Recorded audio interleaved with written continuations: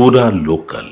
Hi hello నమస్తే, welcome to పూరా local. Jammu కాశ్మీర్లోని పెహల్గాంలో జరిగిన ఉగ్ర దాడిలో దాదాపు 28 మంది అమాయకులు ప్రాణాలైతే కోల్పోయారు. ఈ విషయాన్ని భారతదేశ ప్రభుత్వం అయితే చాలా సీరియస్గా తీసుకుంది. ఎలాగైనా ఉగ్రవాదాన్ని అంతం చేయాలి, ఆ ఉగ్రవాదుల్ని 5గురిని ఎలాగైనా మట్టు పెట్టాలని ఫిక్స్ అయిపోయింది. దానికి ఎవరెవరైతే ప్లాన్స్ వేశారో వాళ్ళను కూడా వదిలిపెట్టబోమని ప్రభుత్వం అయితే చెప్పేసింది. దాంతోపాటు పాకిస్తాన్ తోటి ఉన్న సింధు నది జలాల ఒప్పందం కూడా రద్దు చేసుకుంది. దీనివల్ల పాకిస్తాన్కి అయితే తీవ్ర నష్టం జరగనుంది. ఈ సింధు నది జలాల వల్ల దాదాపు అక్కడ లక్షల ఎకరాల్లో వ్యవసాయం జరుగుతుంది. సో ఆర్థికంగా పాకిస్తాన్ అయితే నష్టపోవచ్చు. ఇక దాంతోపాటు భారతదేశంలో ఉన్న పాకిస్తానీల వీసాలు అయితే రద్దు చేసి వాళ్ళందరినీ మళ్ళీ వెనక్కి పంపించేస్తుంది. దాంతోపాటు ఆ వాఘా బార్డర్ కూడా మూసేసింది. వాళ్ళ రాయబారి కార్యాలయంలో ఎంతమంది అయితే ఉన్నారో వారి యొక్క సంఖ్య కుదింపు, అంటే తక్కువ మందే ఉండాలి, ఇక్కడ ఎక్కువ మంది ఉండాల్సిన అవసరం లేదని అయితే క్లియర్గా చెప్పేసింది. ఇక దీంతో పాటు భారతదేశం ఇప్పుడైతే ఏం చేయబోతుంది, పాకిస్తాన్ తోటి యుద్ధం చేయబోతుందా, లేకపోతే నెక్స్ట్ స్టెప్ ఏంటి అనే సందేహం అయితే అందరిలో కలుగుతుంది. ముఖ్యంగా ప్రజలు మాత్రం చాలా కోపంతో కసితో ఉన్నారు. ఎలాగైనా వెంటనే ప్రతీకారం తీర్చుకోవాలి, ఇదే కసితోటి ముందుకెళ్ళి వాళ్ళని చంపేయాలని అయితే ప్రజలందరూ కోరుకుంటున్నారు. కానీ ప్రభుత్వం మాత్రం అంటే ఆర్మీకి సంబంధించి కామ్గా ఉంటూ వస్తుంది, విషయాలు బయటికి పొక్కనివ్వడం లేదు. కానీ భారతదేశం దగ్గర ప్రస్తుతం ఆర్మీకి సంబంధించి 4 ఆప్షన్లు ఉన్నాయి. ఈ 4 ఆప్షన్లు బట్టి వెళితే యుద్ధం అంటే మంచి ఆపరేషన్స్ చేయొచ్చు. ఆ ఆపరేషన్స్ ద్వారా తొందరగా వాళ్ళని మట్టు పెట్టొచ్చు, ఉగ్రవాదులను మట్టు పెట్టొచ్చు. సో వాళ్ళని చంపేయచ్చు ఈజీగా, అంటే రిస్క్ తీసుకొని ఈజీగా చంపేయచ్చు ఇదే టైంలో. కాకపోతే వాళ్ళు కూడా అలర్ట్ ఉంటారు. మరి ఆ 4 ఆప్షన్లు ఏంటో ఇప్పుడు మనం చూద్దాం. ఇక వాటిలో మనకి మొదటి ఆప్షన్ ఫైటర్ జెట్స్. ఈ ఫైటర్ జెట్స్ లో స్పెషల్ గా రఫేల్ అండ్ మిరాజ్ 2000 ఇవి రెండు చాలా ప్రముఖ పాత్ర పోషిస్తాయి. చాలా తక్కువ టైంలో స్థావరాలను అయితే మట్టు పెడతాయి వాటి బాంబులతోటి. అలా వెళ్ళి బాంబులు వేసి మళ్ళీ ఇలా తిరిగి అయితే వచ్చేస్తాయి. కాకపోతే ఇవి వాడితే మాత్రం అంతర్జాతీయంగా సమాధానం చెప్పుకోవాలి. ఐక్యరాజ్య సమితికైనా, అంటే ముఖ్యంగా యుద్ధం టైంలోనే ఇవి ఎక్కువగా వాడాల్సి ఉంటుంది. ఇప్పుడు ఇది యుద్ధం కాదు, ఇంకా యుద్ధంగా ఎవరు దీన్ని అంటే చెప్పుకోలేదు, ఎవరు ప్రకటించలేదు. కాబట్టి ఈ టైంలో ఇది వాడితే మాత్రం ఖచ్చితంగా చెప్పాల్సి వస్తుంది. అంతర్జాతీయంగా సమస్య తలెత్తే సమస్య అయితే ఖచ్చితంగా ఉంటుంది. మరి చూద్దాం, రిస్క్ అంటే రిస్క్ అయితే తీసుకోవచ్చు. కాకపోతే మరి వాయుసేన మరి ఈ రిస్క్ తీసుకుంటుందా లేదా అనేది ఆలోచించాలి. ఇక రెండో విషయానికి వస్తే, ఇక సరిహద్దు ప్రాంతమైన ఇది సిమ్లా ఒప్పందం. సరిహద్దు అంటే మనకు మొదటగా గుర్తొచ్చేది సిమ్లా ఒప్పందం. అంటే ఇప్పుడు సిమ్లా ఒప్పందం అంటే 1971లో దాదాపు 14 రోజులైతే యుద్ధం జరిగింది. అప్పుడు పాకిస్తాన్గా పిలవబడే ఇప్పటి బంగ్లాదేశ్, అప్పుడు బంగ్లాదేశ్ని అంటే సపరేట్ చేశారు, పాకిస్తాన్ నుంచి సపరేట్ చేసి ఇప్పుడు బంగ్లాదేశ్గా మార్చారు. దాదాపు 14 రోజుల యుద్ధం జరిగింది 1971లో. తర్వాత 1972లో జూలై 2న ఒక ఒప్పందం, హిమాచల్ ప్రదేశ్ రాజధాని సిమ్లాలో ఒక ఒప్పందం అయితే కుదుర్చుకున్నారు. అప్పటి ప్రధానమంత్రి, భారతదేశ ప్రధానమంత్రి ఇందిరాగాంధీ, అలాగే పాకిస్తాన్ ప్రధానమంత్రి జుల్ఫికర్ అలీ భుట్టో ఒక ఒప్పందం అయితే కుదుర్చుకున్నారు.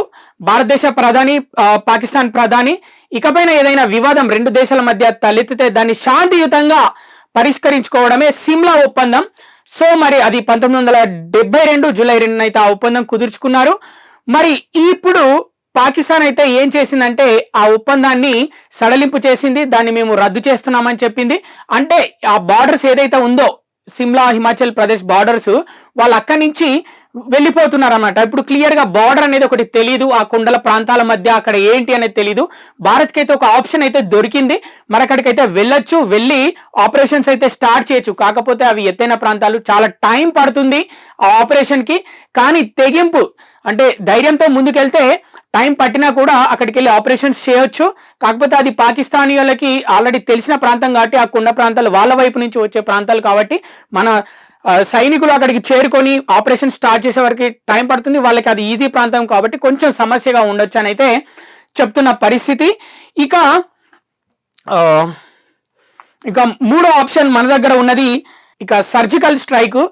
అంటే ముఖ్యంగా ఒక నిర్ణీత లక్ష్యాన్ని చాలా తక్కువ టైంలో ఛేదించడం, అలాగే ఎదుటి సైన్యానికి భారీ నష్టం వాటిల్లేలా చూడటం, ఇట్లా కళ్ళు మూసి తెరిసే లోపు దాడి చేసి వచ్చేయడమే సర్జికల్ స్ట్రైక్ అని చెప్పుకోవచ్చు. ముఖ్యంగా ఇక ఎదుటి సైన్యానికి వాళ్ళ స్థావరాలకి భారీ నష్టం, ఎప్పుడు కలని విధంగా నష్టం కలిగించడమే సర్జికల్ స్ట్రైక్ అన్నమాట.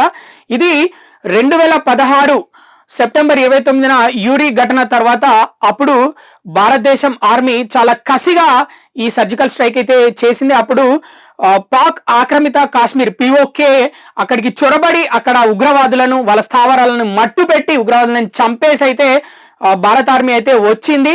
సో మరి అలాంటి సర్జికల్ స్ట్రైక్ కి ఇప్పుడు చేసే అవకాశం అయితే ఉంది. సో మరి భారతదేశం మళ్ళీ సర్జికల్ స్ట్రైక్ చేస్తుందా లేదా అనేది అయితే చూడాలి. ఇది కూడా ఒక ఆప్షన్ ఉంది.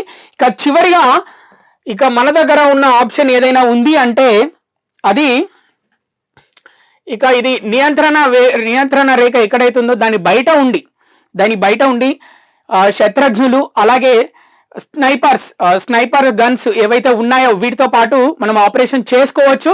ఇవి ఒక లక్ష్యాన్ని వీటిని ముందే సెట్ చేసి పెడతారు, ఇంత దూరంలో వెళ్ళి అక్కడ బాంబ్ పడుతుంది. అలాగే స్నైపర్ గన్స్ అంటే మనం చూస్తుంటాము, ఒక స్కోప్ ఉంటుంది, స్కోప్ ద్వారా చూసి క్లియర్గా ఆ అద్దంలో నుంచి చూసి టార్గెట్ సెట్ చేసి బుల్లెట్తో కాల్స్తుంటారు. ఇవి చాలా టైం తీసుకుంటాయి, అంటే చాలా ఆపరేషన్ కూడా ఎక్కువ టైం పడుతుంది దీనికి. అంటే అటు మన ఫైట్ జెట్స్ ఎట్లున్నాయో వాటిలా కాకుండా కొంచెం టైం పట్టే అవకాశం అయితే ఉంది. వీటిని ఎక్కడ యూజ్ చేయాలంటే ముఖ్యంగా నియంత్రణ రేఖ, అలాగే సరఫరా మార్గాలు ఏవైతే బయట దేశం వాళ్ళు సరఫరా మార్గాలు ఉంటాయో వాటిని టార్గెట్ చేసుకోవచ్చు ఆ బార్డర్ తర్వాత. అలాగే వాటి స్థావరాల మీద కూడా దాడి చేయొచ్చు మన నియంత్రణ రేఖకి యువతల వైపు ఉండి. కాకపోతే కొంచెం టైం పడుతుంది దీనికి. ఇది కూడా ఒక ఆప్షన్ ఉంది. అంటే వీటన్నిటిని కలిపి ఈ 4 ఆప్షన్లను కలిపి ఒక ఆపరేషన్ అయితే క్రియేట్ చేసుకోవచ్చు. చేసి ఆపరేషన్ స్టార్ట్ చేసేస్తే ఎంతమంది ఉగ్రవాదులు ఉన్నా ఈజీగా మట్టు పెట్టచ్చు.